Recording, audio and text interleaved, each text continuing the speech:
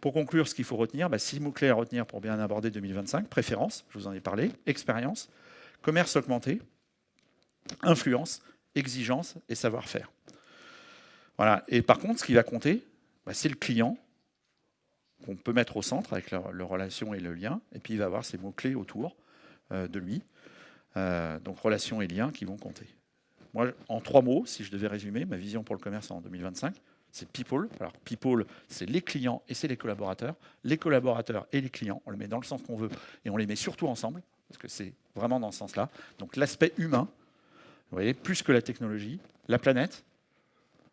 Alors ça, c'est quand même important, parce que de plus en plus, il y a des débats là-dessus. Est-ce que je prends le bon produit? Est-ce que je prends un produit?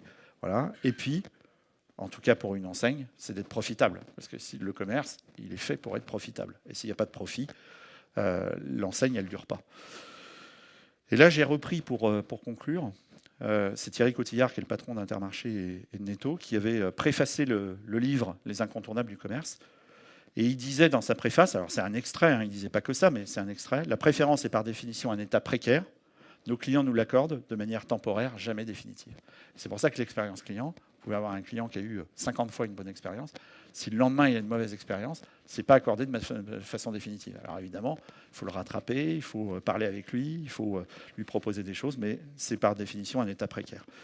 Voilà, alors je vais juste terminer par ça, qui n'est pas une conclusion, mais qui est une ouverture. Ensemble, c'est mieux. Ça vous rappelle quelque chose. Et pour aller plus loin, en fait, je me suis dit comment on peut aller plus loin pour que... on va pas y aller maintenant, mais c'est pour vous livrer les choses. J'ai repris les convictions que vous voyez à gauche sur le tableau, les convictions pour performer en 2025. C'est celles que je vous ai exprimées. J'ai posé à chaque fois une question clé qui est liée à cette conviction pour Weldom. Et ensuite, où en est Weldom aujourd'hui par rapport à cette question? Quel est le meilleur du secteur? C'est-à-dire à qui je dois me référer, qu'il soit dans le groupe ADO ou pas? Quel est le meilleur du secteur sur chaque question? Et puis, le diagnostic que vous faites.